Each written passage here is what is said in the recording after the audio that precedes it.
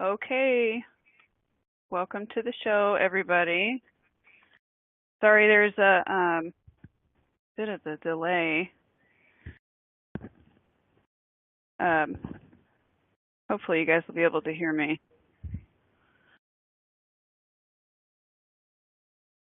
Okay, well, I'm just going to go ahead and go for it, and even though there's a delay on my end, hopefully you guys will be able to hear me. Okay, so this is the new IntuiTalks. There's no camera, which is okay by me. And tonight's show, we're going to have Renee Richards on. Psychic Medium Renee Richards. She can be found at psychicmediumreneerichards.com. Renee's been doing this for a long time, and we're going to be discussing psychic development, mediumship. It's going to be awesome. Anyway, so sorry about the delay, and I'm just going to wait and look in the chat room and make sure everybody can hear me before we get started. Okay, so tonight's show, again, is going to be with Renee Richards, and she's an awesome lady, and I know you guys, if you don't know her, which is probably, everybody probably knows her that's listening or in the chat room, I'm sure. But if you don't know Renee, she's been doing this for a really long time, and she's an excellent medium, an amazing psychic. She does energy work. She has tons of information that she gets to share with us tonight, so I'm super excited about this. Renee is, she's an amazing person. So before we bring Renee on and we get started, I just want to talk to you guys a little bit about some things that are going to come up next week. I'm going to have Kathleen on, Kathleen Moore. You guys might know her from, she does a lot of live Facebook feed, cards of the week stuff. She's on IntuiTalks twice a month on Curious Times. So that'll be a lot of fun, and we're going to talk about some cool stuff next week too. And I've also got a bunch of other people scheduled to come up in August and September, so I don't want to give any names away just yet. Maybe next week we'll talk about that stuff. And also, if you look at IntuiTalks.com and some of the different shows that are coming up, you'll see right after this show at 10 o'clock Eastern, Kathleen Moore is going to be on Curious Times, which is an awesome show. Chris does that show. Chris is, you guys, she's really awesome, and she has a great show. So please, if you haven't listened to her show, give it a listen. She's hilarious. There's also some other stuff coming up later in the week. Selva Dutton's going to be on Curious Times, and then Angel Meadows has some people on also. There's all kinds of cool shows on IntuiTalks, and I can't say enough amazing things about IntuiTalks. It's a network full of people that really have a lot of the same ideas, and a lot of different ideas too, but a lot of, I guess I mean by the same ideas as the spiritual minded people.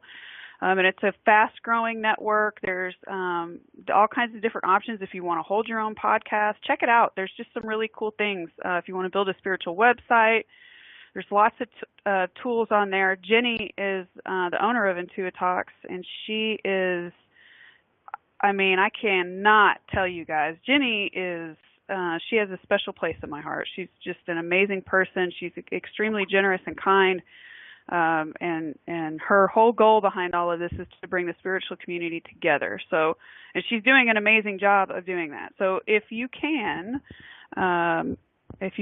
check out some of the stuff that's going on. Okay, so I'm going to unmute Renee. Hi. Hello, Renee. Hello. Look at you teasing us. Are you there? Yeah, I'm here. Awesome. How are you? I'm fine. You're teasing us with doing a radio tease and everything. That's pretty good. You're not going to tell who's coming. Oh, well, hang on a second, because I'm getting a lot of feedback. Okay, because I'm on a landline. I'm not on my cell phone or anything. No, it's not you. I have to mute part of my computer, otherwise I hear everything I'm saying, and then when I hear you saying it, I'm hearing everything you're saying twice. So I'm not really sure how to this out. Let's see. All right. So if I'm muted, or I guess if I turn off my sound to my computer, so I don't have to hear myself, then I won't be able to hear you. So I'm just going to have to deal with it, I guess. It says, Jenny says, quit your audio on your Intui room.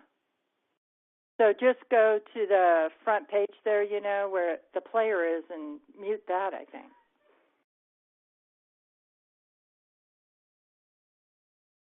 Will that work? No. Oh, okay. That is not working. All right, sorry guys. Hang on just a second. This is my first time doing it with this new. Oh, that's okay.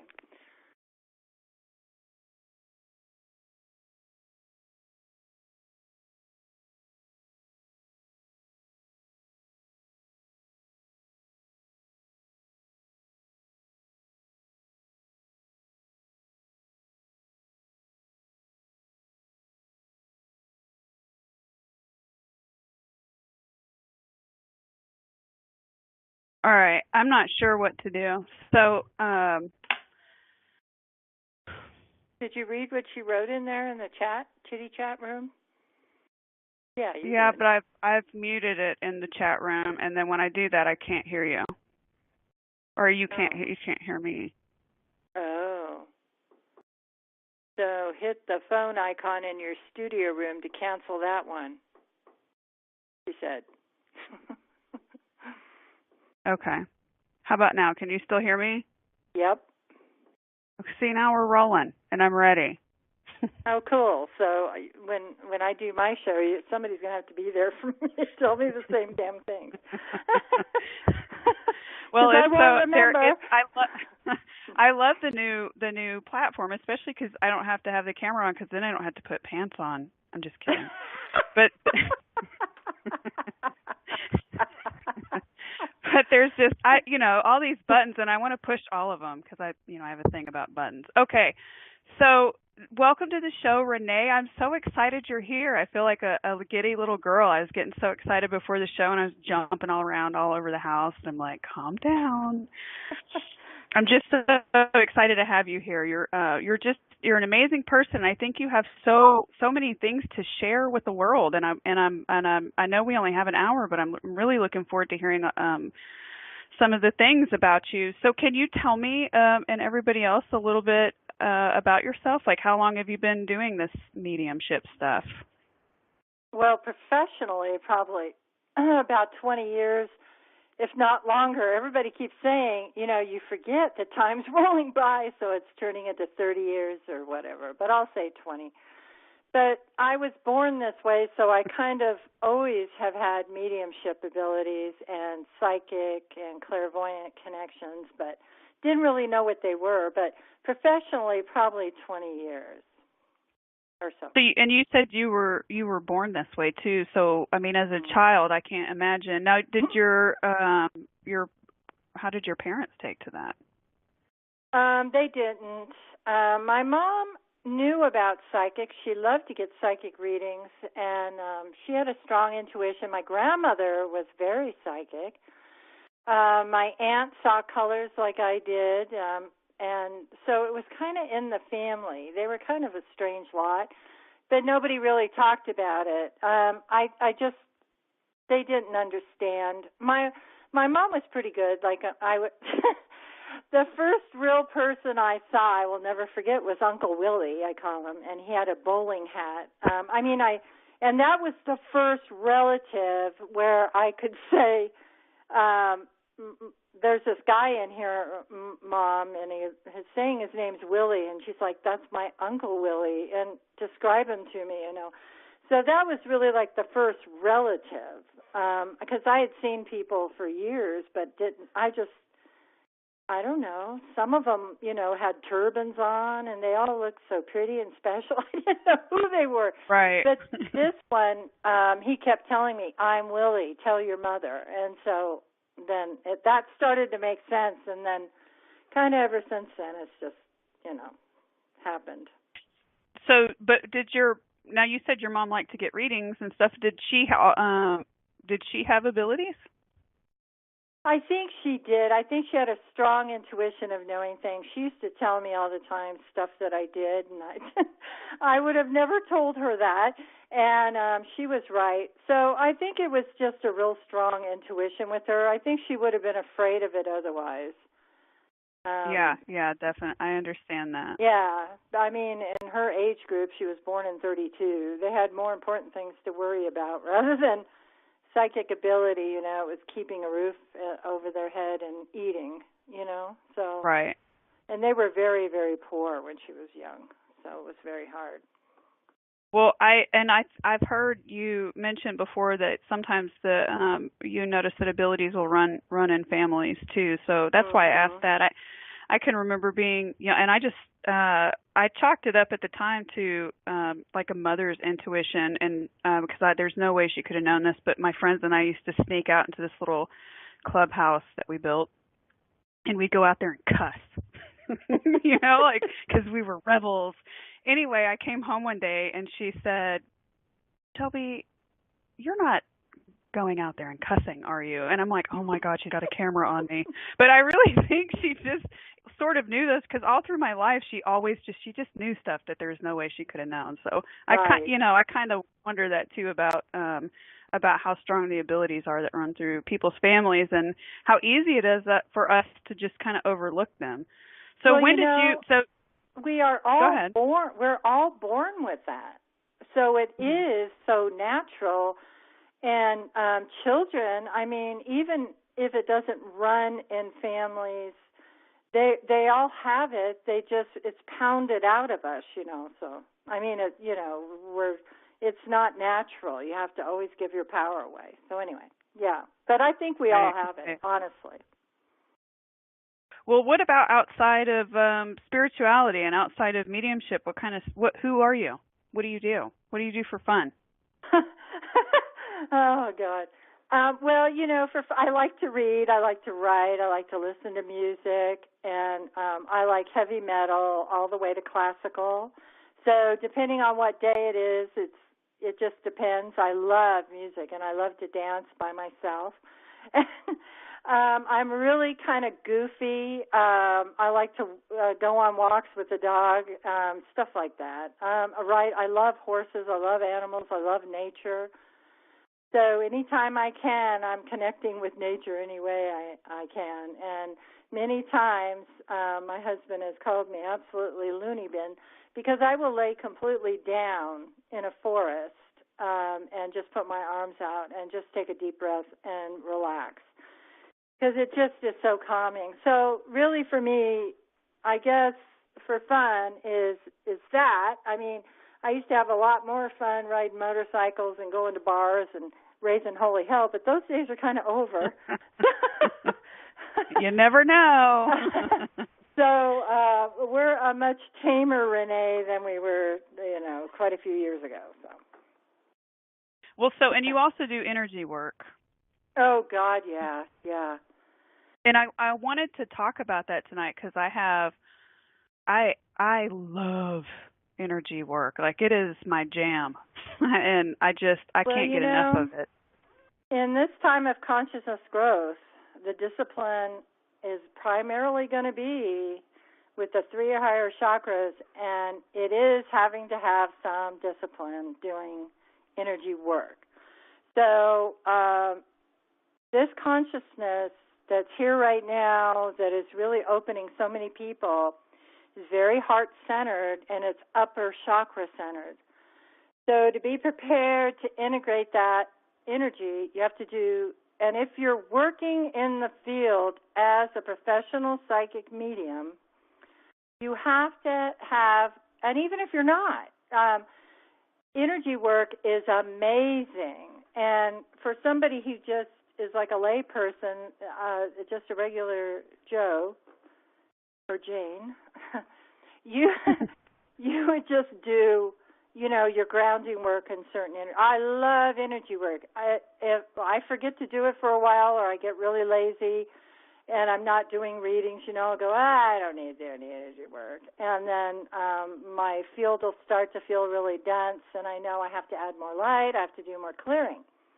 And I truly believe that a lot of the emotional issues that are happening now with a lot of people, and I think it can be very useful in recovery work with addicts, also emotional work, therapy, along with traditional therapy for bipolar, for, what is that one, the panic disorders and all kinds of things. So we have turned away from that part of who we are, and it's really important that if you're doing some kind of spiritual work, you can be a healer, a tarot card reader, whatever it is, you need to really have those bodies clear. It's also good for your psychological mind.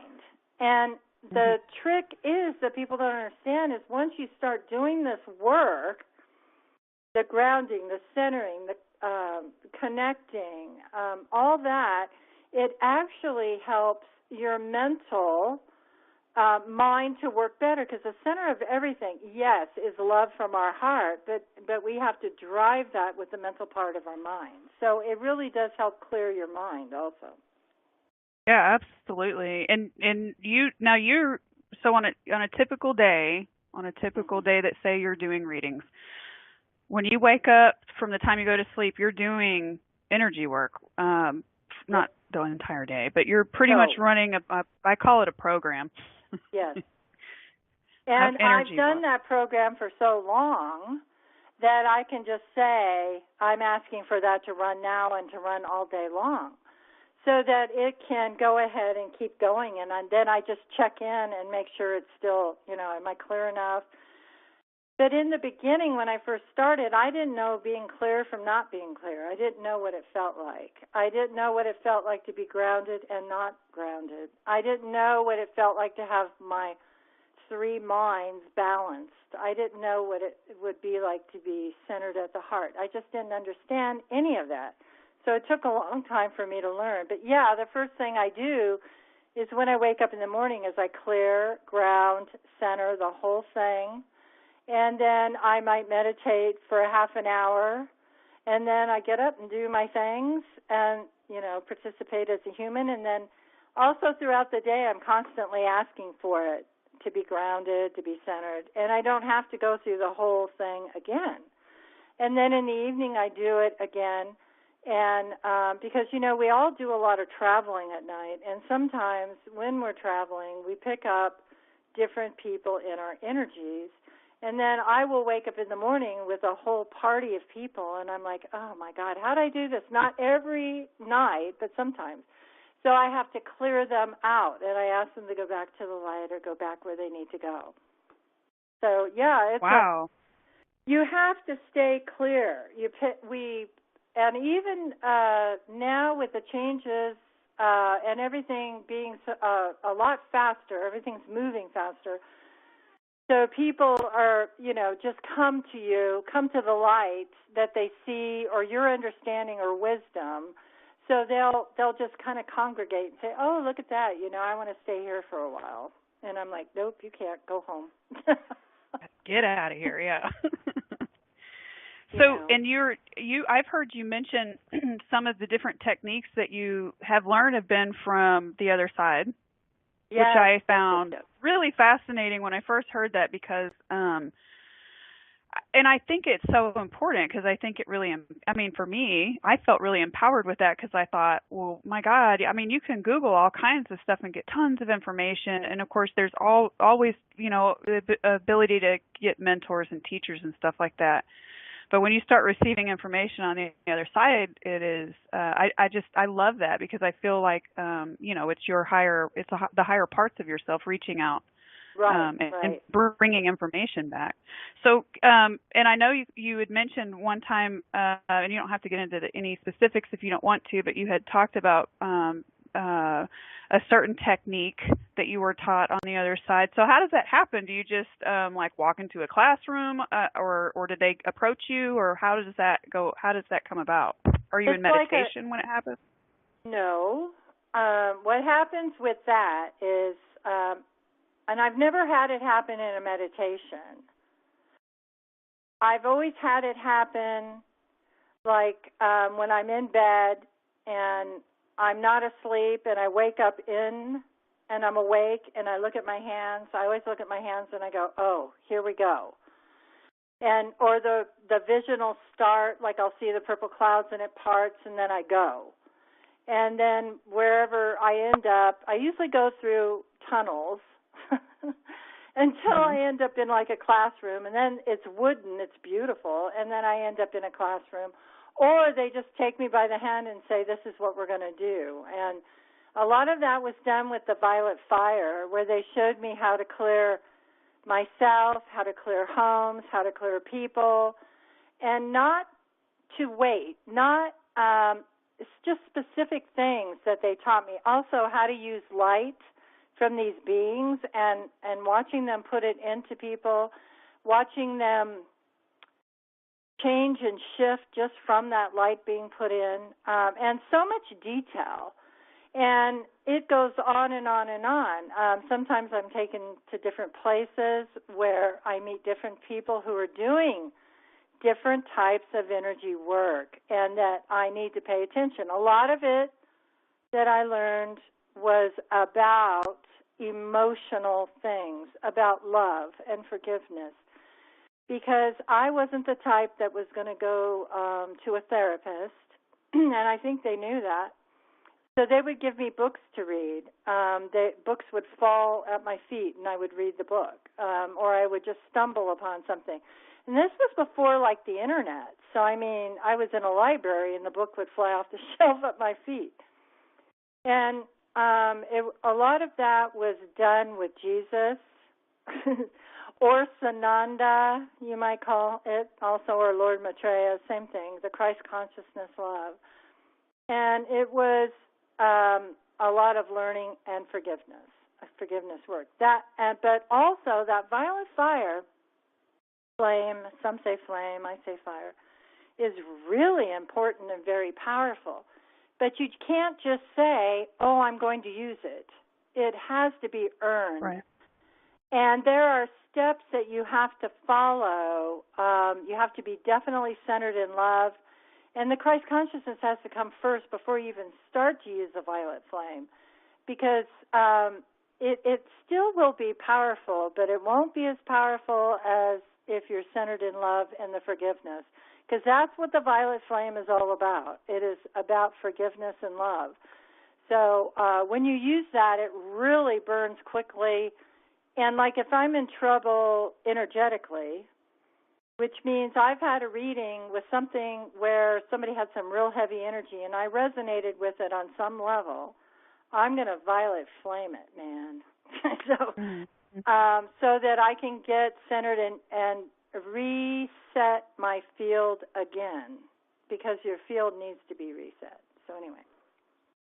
And it's, you know, I mean, it's interesting too that you brought that up, because I feel there's so much information out there about it, and it's not something you can just like whip out of your pocket, you know, and it right. And I do agree with you about it but it takes time, and I think that's one of the big things that I try to, or I really wanted to convey about having you on too, is the process the things that you had to do to get to where you are. Like, you didn't just I mean, we are these amazing, multidimensional, powerful beings, but we don't know that. If we do know that, it's only on some level, and then and then we have to learn to empower ourselves. So, right.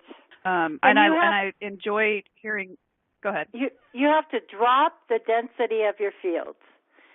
And what I mean by fields are your energy bodies. You have to, and also your chakras. And that doesn't mean that you go around working and doing this with, let's say, your etheric body or your emotional body. What I mean is you're going to have to bring that into this dimension, and you're going to have to do it by doing the work that it so calls for. So as you open to the light and you do your grounding, and then you start going up and grounding and becoming a pillar of light, you are opening to the soul. And the soul goes, oh, looky, she wants to work with me. And then the magic starts to happen because the soul flows down into that nice grounded energy. And those bodies, the etheric, the emotional, the mental, the spiritual, will all start to vibrate and to lose density. They start losing the heavy thought forms. They start losing the heavy belief structures that you got from your parents and past lives, and when you were, you had these crazy thoughts and you're no good. All that starts to change. And then when you open the heart and you say, now we're going to go ahead and we're going to open to the higher part of who you are, the higher heart, it begins a song. It's music. It's this incredible love affair that you have with yourself, to honor yourself above everything and everyone, because you are no service to yourself if you don't love yourself. You're no service to anyone. And so that is the hardest thing to do. Yes, it is. And it's not like it's in layers for me. Anyway, it is where I can forgive myself on levels, and I can feel and even see it lift. And then later, a year or two will pass, and all of a sudden I see it again, only it's in a different part of me. So not that it's moved, but it's in a different layer of myself. So I feel too that the clearing work is super important, especially because as we expand and are seeing our expanded self, we begin to see some repetitive patterns. At least I do. So I can do work now, and then I know a year from now some of the same issues and stuff will come up, and I have to forgive myself on even different level, on a totally different level than I was. The funniest part to me is not seeing it, I should say. It's like a picture on a wall that you look at all the time. Eventually you just walk right past it. You don't notice it anymore. And I feel like a lot of that stuff's in our energy body like that, and we just don't notice it, especially if you're a seer or somebody that can see, or even if you feel it, you're just so used to feeling it there, you don't notice it. And then all of a sudden one day it's either pointed out to you or you just notice it and you're like, oh my God, that's been there the whole time, So, and I think that's so funny because again, I really feel like it's about layers. So progress, not perfection, right? Right.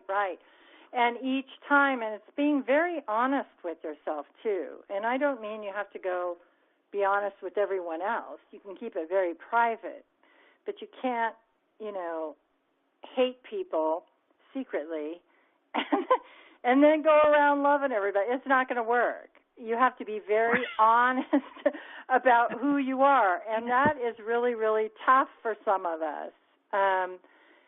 But at the same time, it's like freedom being set free. That's why I pull from several different modalities for healing, for energy work, for reading, for inspiration. And some of those is, well, of course, it's Joshua David Stone these are way beginning books. For soul psychology, it's a good book. He's a little repetitive. He's a little heavy, kind of drives me crazy.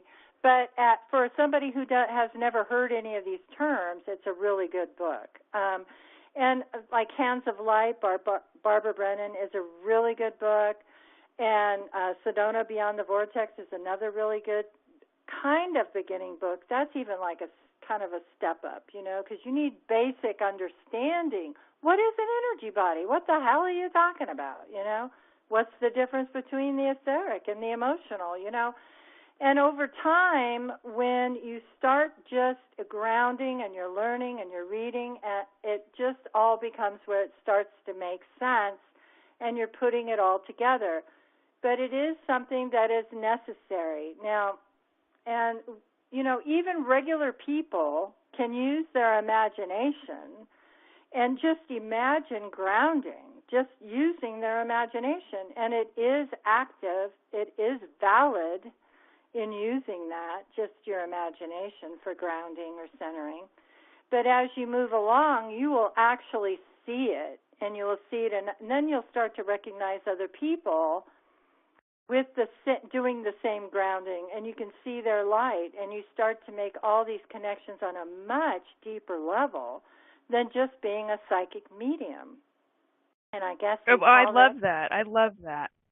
I guess you would call that clairvoyance. So anyone, I don't care if you're 95 years old, you can start by using your imagination and talking to yourself, to your mind, and saying, I'm a powerful being, and just using that to ground, using your own light to ground into the center of the earth and come back up and be who you are beginning to be, because we are these spiritual people. That doesn't mean we can't go out and smoke, or we can't have a drink, or that doesn't mean you can't smoke a joint, or any of that. You can, but you can't have it as the most important thing, because the ego, the soul takes over the ego, and the ego has to answer to the soul, and so the soul is not going to want you to be addicted to a drug. You can have a good time or whatever, but you cannot be addicted to it, because then that is your thought, feeling bodies, and your mind and your heart. Everything is concentrating on getting that drug. And so that the number one thing has to be the soul, that connection. And I think you made a really good point too, because and this is really important. This was really important to me. What you said. Not everybody sees, feels, smells, tastes the same. So where I don't know so let me give you an example. Well, how do you see, if you're doing a reading, Renee, and you're looking at somebody's physical, mental, emotional, spiritual body, how does that appear to you in your vision? What do you see anything? When I look at somebody, I instantly will go to their heart. That's the first place I go. I go right to their heart. And then I sit there, and then I go out, and I start to look at them. They're physical. Then I see how the emotional body the etheric body relates to the physical. What's in that etheric body? Is there anything in there, There might be big blobs of thought forms. There might be people in there. There might be TVs. There might be radios. There might be loved ones. And then I move out to the emotional body. And then I say, well, how's that emotional body relating to that etheric body? And then what is it doing to the physical body? And I just keep moving out. To me, it looks like light. It looks like color. It's moving. It's breathing. Not everybody's energy is moving. A lot of people, it won't move. And then it looks like it's held down at the bottom by maybe some brown stuff. So it's like they're not grounded, but they're stuck, and their energy isn't pulsing and moving as someone who does energy work would. So it looks different, and I do account for that. Yeah. And I mention that because mine's super similar. I'll go in through the heart and out, but when I pull back to look at everything, then I'll see it in different colors. So the mental body is a real sharp, pointy yellow color, and then the emotional body looks like cotton candy. I always want to eat it. And then there's, the spirit, go out, and so everything looks. But I mention that because I feel like a lot of times people will read books, or they'll hear somebody say something, and then they may see something differently than the person that they're reading about or listening to, and they think they're not doing something right. Yeah, that drives me crazy when people try to take a round peg and put it in a square hole, because everybody sees differently. I know some people who see the etheric, emotional, spiritual, all those bodies, they see them as squares. They see them as colored squares, and then when they go into the squares, they get all this information. So it can be, everybody is different. That's what drives me crazy about some schools or the way people teach, is that they say you have to do it this way. I always back off and say, well, how do you see it? However you're seeing it and sensing it is the right way for you, because we're all different. And even Chris knows this. You could line up 6 psychics and ask each one to look at somebody, and they would see it totally different. but yet there would be some similarities as to what they see maybe inside, but probably not even that, because every clairvoyant psychic comes from a different place. They're coming from totally different places. And so that, you have to take that into account. So it really is just an energetic body. How you define it is who you are. And so that's why everybody is their own guru, basically. We all need a little help if, like, we're freaking out or something, you know, to get things back in alignment. And then to move on from there, we have to ask the soul to help us to connect, to learn. I want wisdom. I say that all the time. I am asking for wisdom. And I get it. I may not understand it when I get it. And if I don't pay attention, the lesson it'll get real strong until I figure it out. But usually I get it. And so, yes, coming to because I agree with you. I was somebody that needed to reach out and get help because I was freaking out. So I think that I don't think there's anything wrong with that, but I think being able to empower, having the person you're speaking to empower you rather than depend on them is super, super important, because, you know, and I'm not a religious person at all, but there's there's lots of tidbits going, you know, that you hear about different, you know, religions saying that one of them in Christianity specifically, it talks about that coming to God in a childlike way. And I can so relate to that, because if I clear my expectations on what I think I'm supposed to see, because that's what, you know, Renee saw it this way, so I have to see it this way.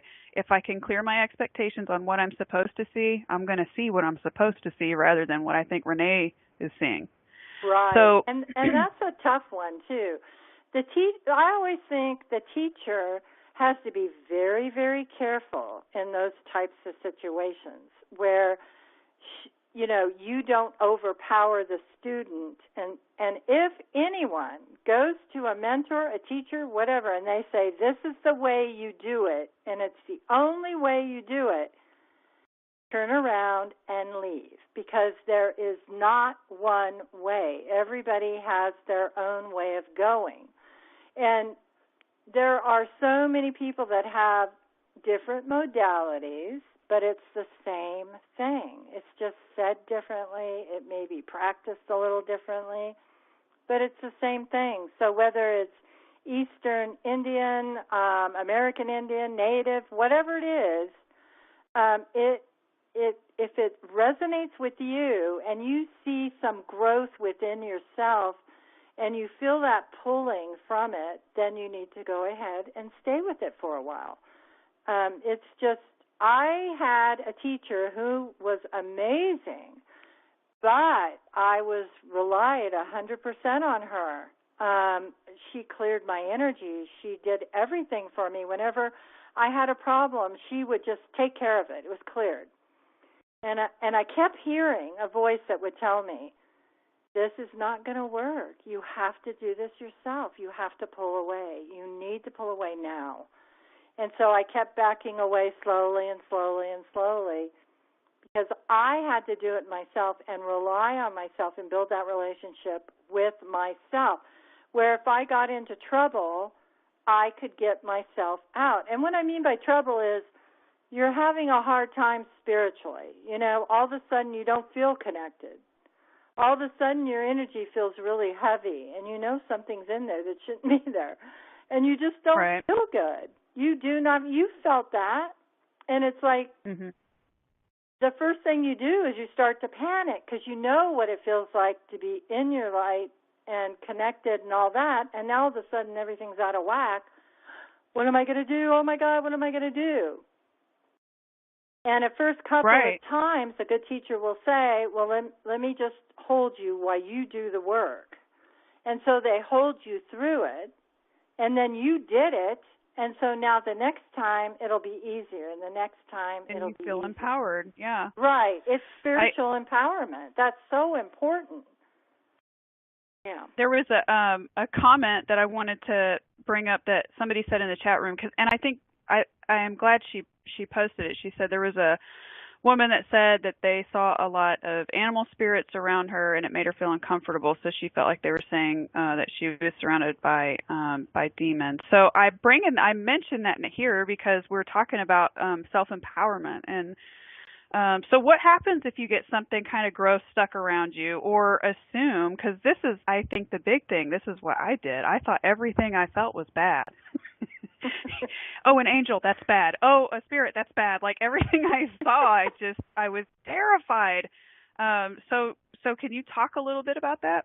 I know, but now you have to remember too that you had, and you do, I don't mean had, you have strong clairvoyant abilities.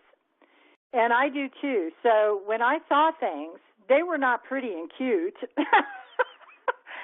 Right. Back in the day, they were scary and ugly, and they were punishing me because I was bad, because I was in an abusive family where I was told I was bad, I was stupid, I was ugly. So that emotional trauma was created. I created them. And as I started doing the work, those scary things started dropping away. So when a medium, if you go to a reading and a medium tells you there's demons around you, I'm sorry, it's time to demand a refund and get the hell out of there. Number one, a medium has an obligation that if she's going to tell you something like that she also will help you. She can't just tell you. But not for $900. Right. She should be able to help you and work with you, or turn around and frickin' leave, because no honorable medium will do anything like that ever. They will never tell Right, you. it's fear. Pushing fear onto people, I think, is right. And we live in a world full of fear, so I think that's pretty, unfortunately, a little common with people. But I wanted to mention that too, because I think people do see, or people do tell them they see things around them, and it is important to know that you're in charge. You are the one that's in charge, right. not anything in your energy pushing you around. I actually have people who ask me if they've had a spell put on them. And I always tell them the only person that has the power over you is you. Those people don't mean anything. They can't do anything to you. But if you give your power away to them when they tell you that they've put a spell on you and it scares you, you are giving your power away, then it probably will present itself in your energy because you're believing that it is happening. Created a thought form. They created a thought form, that's right. And I have seen them as small as a dot or a circle and as big as a blob of just dark color, black, or a form of some scary-looking thing that they created. And so how do you know the difference? Well, in the universe, in the higher planes of existence, there is nothing like that, because there is nothing but love and there is no fear. Now, in the lower astral planes, which have been created by fear and a lot of that, and not true belief systems, there are a lot of thought forms. And so, but people, usually when it's around them, they have created it in some way, through fear, through trauma, through psychological issues. Now, when you're doing a reading with someone who has a real nasty thought form, sometimes those thought forms may say, hey, I think I'm going to hijack and have a party over here for a while. And that's when you have to say, no, you need to go where you belong. And if you're clear enough, they won't even bother attaching to you at all. They're like, pfft. And they usually go with their person anyway, because that's what it's all about. And right. And I can't remove your thought forms, that you used to have. Nobody could remove my thought forms. I had to do it myself through grounding work, clearing work, centering work, and connecting. All those things I had to do over time. And then, of course, the psychological part of it, bringing those minds into alignment. And I didn't believe that they were real anymore because I started to see them all drop away. And I never, ever see anything like that. In all the work that I do, even now, a lot of times I won't even see people's thought forms anymore. But I kind of think that the people that I'm reading now don't really have that many thought forms. It's almost like when I raised my vibration, I raised up out of that, and I don't even deal with that hardly anymore, every now and then. And that's okay. I mean, I just leave their thought form alone. I can't make it go away because it's emotionally attached to them. And you said you mentioned something really important too. That, I mean, again, and I know I've said this like 3 times since we started the show. It takes work, and it's a process to do this. So it is about the grounding, the clearing, and the centering. And I know lots of people that they want to become more in tune with themselves. And I read it on different platforms all the time. How can I open my third eye? How can I become a better psychic? How can I really feel strongly it's a process, not just of practice, because practice is important, obviously. You're going to have to learn, spirit language, but it's also important, the grounding, the clearing, and the centering. So if you're not doing the grounding, clearing, and centering, you can still make progress, I think. It's just how fast do you want to go? Like how much time do you want? It's how much time you want to put into yourself. And I feel it's just like your home, and you're putting good energy in your home, and you're keeping it clean, or as clean as you can if you have kids, and you're doing the things that you want. It feels good. Your home feels good. It doesn't matter if it's a crappy little apartment or a mansion. It feels good because you're putting that yourself into it. And I feel like we as human beings, as spiritual beings, are the same way. Like, what are we feeding not just our stomachs, but what are we feeding our soul? What are we feeding our spirit? And but yes, it takes lots and lots of work. It's good work, though. It is good work, and it's healthy work. And you have to value the relationship that you're making with the higher realms, with the soul. You have to honor and practice making that connection. And the connection requires a real deep connection that will take you to many different dimensions, different planets, different universes, different feelings, all the connections that you make. But it requires dropping density. It requires clearing the energies out. And to me, it's not that big of a price to pay as to what you receive. The instruction, the love, the guidance, all the people that come from the other side and put their arms around me and hold me. And, it's just so much support that comes from the other side. I'm more connected to the other side than I am in the 3D. It's just totally different, and the love and the support. So I think it's really important that if you want your third eye, if you want that to grow, you have to grow spiritually. You have to put some time in it, bringing it to a certain point. Because at what level do you want to read at? What level if you want to give readings, what level do you want to read at? And how deeply do you want to read? And I'm about making those readings the richest tapestry that they can be. The deepest they can possibly be on different levels, because when you're reading, it is multidimensional. It's happening on different dimensions. So you've got this connection with this human being that you're reading at one level, but all this stuff is happening in the background. And if your vibration is clear enough, when you read them, you will clear their energy. You will help for some of that psychic gunk to go away. And that's why people feel so good after a reading, is because they're feeling their bodies are clearer than they were when they came to you. And that happens naturally. You don't even have to really, I don't have to work on it. I just know that when I'm giving them a reading, they're going to be clearer than when they came. Well, and speaking of, the energy body and energy work, I had written down about the meridians to kind of talk about that, because I don't hear a lot of people discuss meridians of the body or the earth, at least not too frequently. I don't. So, and you work with those, correct, when you're doing energy work with people. So if you can, it's kind of like road maps, right? That's how I see them. They look like roads. Right. They're energy, and that's just a different modality to connect into the light and to connect in to the etheric body and also the physical body, because the meridians and all that is connected to your physical body, but it's also in your etheric body, which is the double where the chakras are.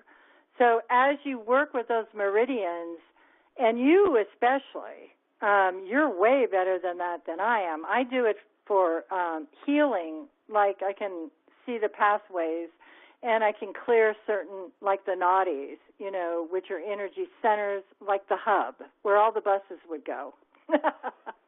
Yeah, right. No, that's perfect. That's perfect. And those nadis are in different places, and I think that is just an important part to learn. And that's why, like Hands of Light by Robert Brennan will explain the different bodies, the meridians, and how to work with them. Acupuncturists, or the puncturist people, they use those. That's what they're doing. They're doing their acupuncture on the meridians. So why not use it? I find it fascinating. Exactly, and I find it fascinating. Earth meridians. That people do energy work in. Yeah. I mean, if it works on your human body, if you think about how it works on the human body, and then working with the earth and how those meridians are connected with our meridians, even. See, I'm getting all excited. That is, I mean, I love that, because there's so much, there's so much to do. Everything's connected. The It earth, we are the earth. I mean, this will sound woo-woo, but the truth of it is, in a just a very basic level, is we are the earth is us. We are the universe is us. So we are connected to the earth through the meridians, through the chakras, through its consciousness as an earth, and we're connected to the universe and the multidimensionality of it. So, I mean, I know, and there's, yes, and it goes on and on. And on.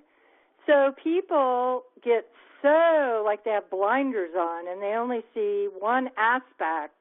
And if you can keep, just even for a minute, try to stay into the bigger vastness of who we are, this is such a small part of it. So even I'm just as human as everybody else. My mother dies, I get upset. My son, the drug addict, I get all, So I go through these things just like humans, and then I have to stop and remember. And it's like, this is what my teachers say to me in situations like that. How far are you going to take this? How far at the personality Renee are you going to play this game with yourself? And I'm like, I don't know. I think it may go far this time. Because I'm human, and then I have to stop and remember how huge we are. And how minute all this is. So, yes, the meridians are important in a multitude of ways, because they connect us here, there, and everywhere. So it would do well for people to get books on energetic, how they work with the nadis and all that, and how that relates to the physical body, and how to keep it moving, how to feel where things are blocked. There's A Touch of Healing. Those are great books by Alice Burmeister. and she works with meridians and the flows that we have within our body that are so natural. And sometimes those connections like that can actually connect you into your mantle of light or into your higher heart by doing that work. So there's several different ways of connecting in. You just have to become aware of them and expand the way that you're looking at things into a deeper level of work. Becoming aware of it, even because I was talking to somebody. I was talking to somebody who's not a clairvoyant, but she does meridian work. I was like, well, how do you see? How do you see it? And she has it's like a picture, poster, or whatever that she just uses it, looks at it, uses her imagination with the poster, and does meridian work that way. So you don't have to, you don't have to necessarily be clairvoyant. But she's able to feel them when she's in them rather than see them. So I found that really interesting. Wonderful. Too. I know people that can hear it. So they'll hear it and they'll go, oh, there it goes. And it's going, and then it's like, oh, it stopped right there. And I go, well, what do you think that means? And they go, oh, maybe there's something there. And I go, well, why don't you ask? And so they right, ask. And that's perfect. That's perfect. Yeah, and then they hear an answer, or they feel an answer or a vibration. You don't have to see it. You don't even have to hear it. You could put your hand on someone maybe and feel it. There's so many different ways of getting the information. And we're so focused on the third eye, so focused on that third eye. And it is a great way to see, and it's a lot of fun, but it also can be many different ways of knowing, many. So. Yeah, and I'm really glad that you brought that up too, because I think that there's a lot of people that get disappointed that they don't see or hear, and I think I'm not too familiar with the clear this, clear that. I can't even remember what the one I'm about to talk about is called. Yeah, I don't even like them. But the knowing, and I think that some people they have lived with it for so long, and they know things, and they don't understand that's their way of seeing, basically.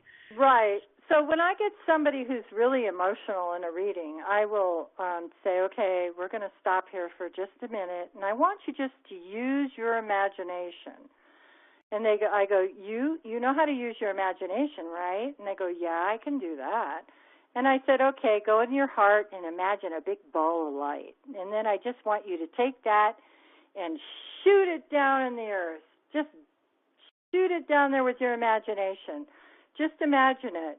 And if you can't imagine it inside your body, then stand outside your body and use your imagination and see and feel it going down that way. And they do it, and of course I ground with them to hold them, but they are doing it. That's the first time ever. And they're just using their imagination, because imagination is energy, and it is alive, and it works. That's Absolutely. why we have it. And I go, do you feel that? Yes, and I feel more calm. I said, well, you just grounded yourself for the first time. And they're like, I did? And I'm like, yes. How do you know? I said, I can feel it.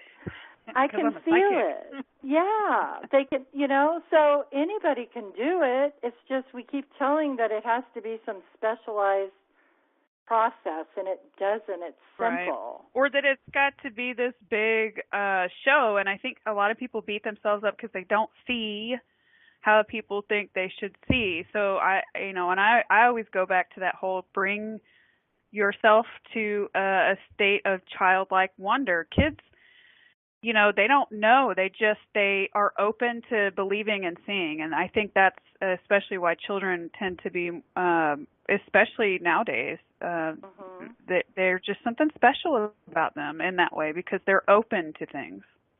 We have about go ahead, but not everybody is destined to be a psychic medium or a clairvoyant or energy worker or any of that. Most people are that I read are going to be they want to know how to feel better. And that it's so simple. Anyone can do it. So there you go. You talked about, I wanted to get through a couple of more of these questions before we wrap up in about 15 minutes, but, and do you need a break or anything? Are you okay? No, I'm okay. Okay. Okay. I'll keep going. When you talk about spirit, so this is a lot of the questions I have seen over and over again, and that I even experienced some of these. When you talk about spirit and you say spirit, who or what are you talking about?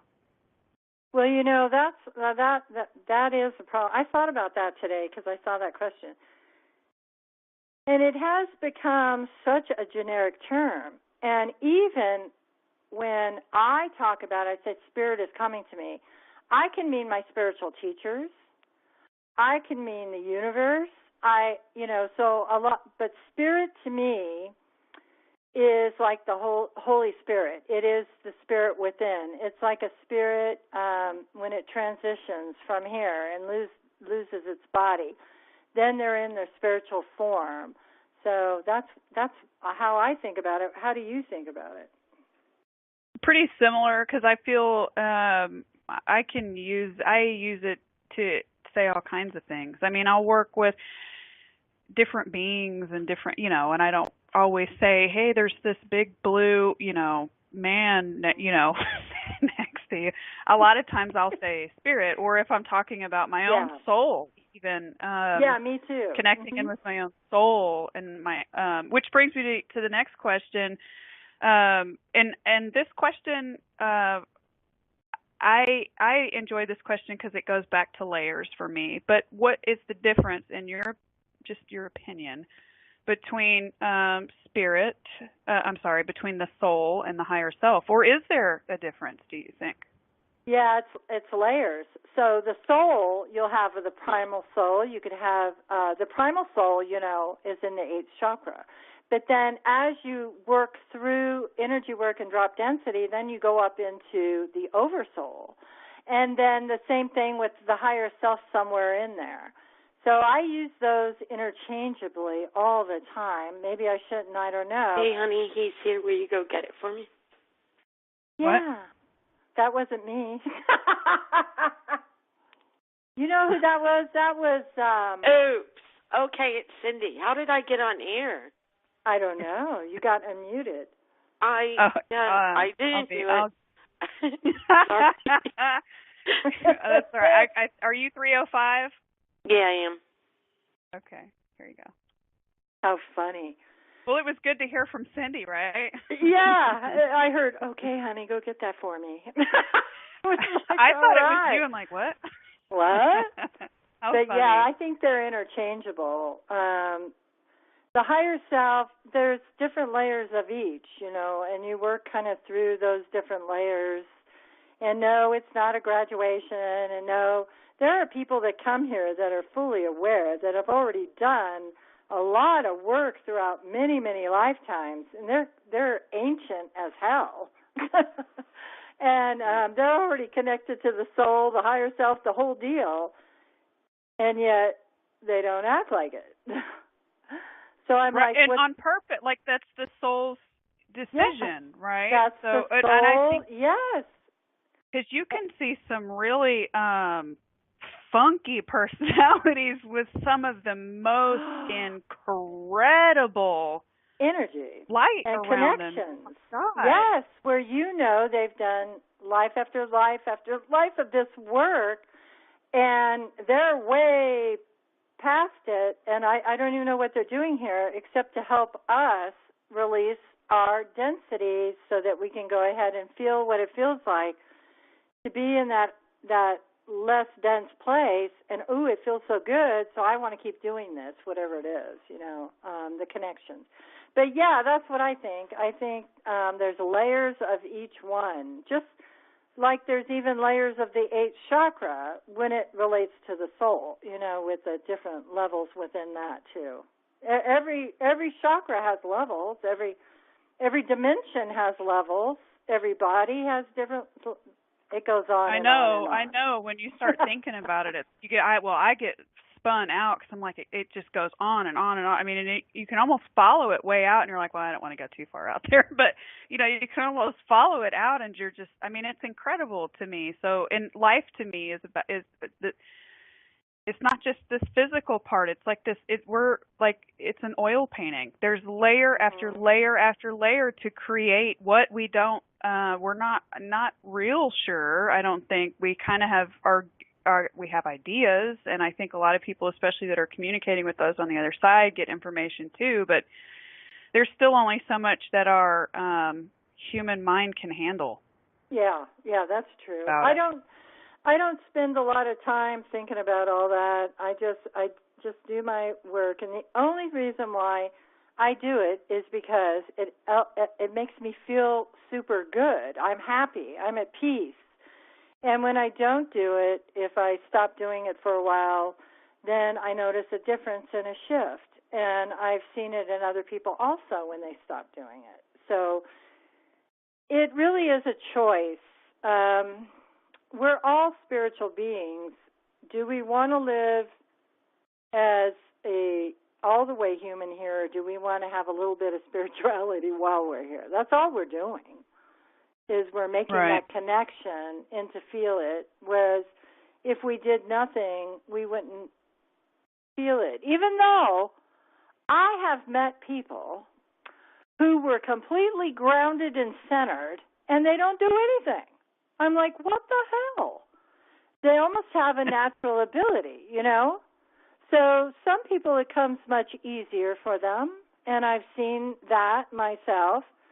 And those are the people that when you sit down next to them, you feel so much better. They're natural healers, and I think they're here in that grounded, centered way and the connected way to go ahead and help people go into their own light in just a very natural way, a very generic type way, And because I've sat down next to them, agree. And I'm looking at it, I'm going, this person is totally grounded. And then I'll start talking. Did you do any grounding work? No. I walk out in nature, I'm like, oh, my God. For everyone, it's different.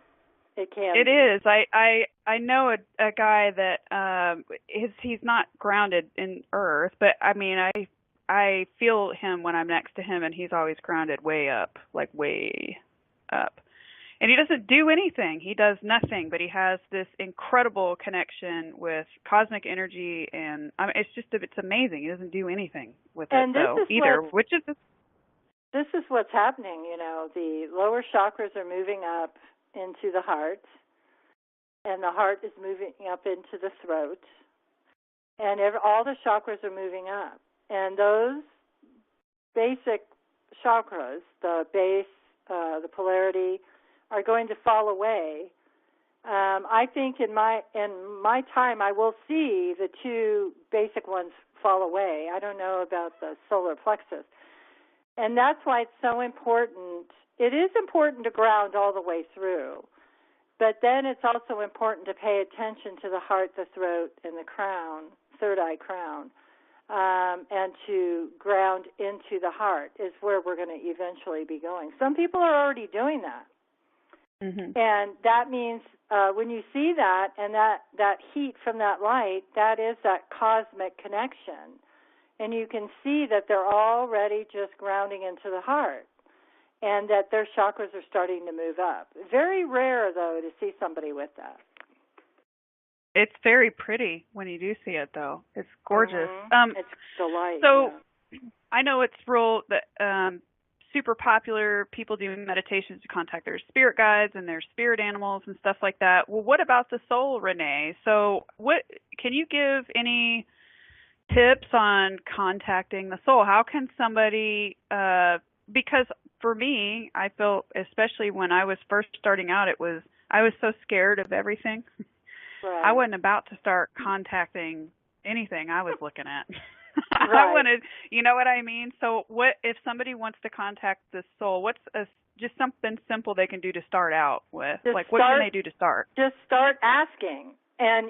But the thing with the soul with that connection, it's always ready to come, the primal soul, because you came into this incarnation with it. It was right there the whole time, and it's always there, is to start to invoke it so that you can feel it, because it's always there, but you don't have a relationship to it. So when you start to invoke it and ask it to come all the way in, the soul needs you to be fully grounded to make the connection. So grounding work is really important for it to come all the way into your physical body. And when it starts to come in, it just absolutely will start the relationship with you. And then when you bring it up to the heart and from the third eye and project it out, that communication is real easy to build. But you have to just start talking to it. Like I used to say, after I was grounded and centered and stuff, I'd say, Soul, I'm ready to work with you. I'm ready, and I would go up into my 8th chakra, and I would feel around in there and see just what it felt like. It was not threatening at all. It was just my 8th chakra that was just a big ball of light. And so I would go up there, and there's invocations you can use to connect with the soul. But it's like anything. You have to kind of build a bridge to it. Just like you would trying to contact a spirit guide, which I do not teach. I do not teach to talk to spirit guides. You can do that. The most important relationship you're going to have is with the soul. Right. We have teachers that come and go, but the most important is the soul. That will be your spirit guide. That will be your main guide. That will be your teacher. And so it just takes time. It's a relationship, just like any other relationship. It takes a little bit of time, and it's as simple as grounding. When you start to ground, the soul goes, I can go down in there a little deeper now. And then it goes deeper and deeper and deeper. And then pretty soon it comes all the way in and grounds all the way to the center of the earth with you. Somebody in the chat said, this reminds me of the soul star technique. And I said, bingo. Yeah, that's what it is.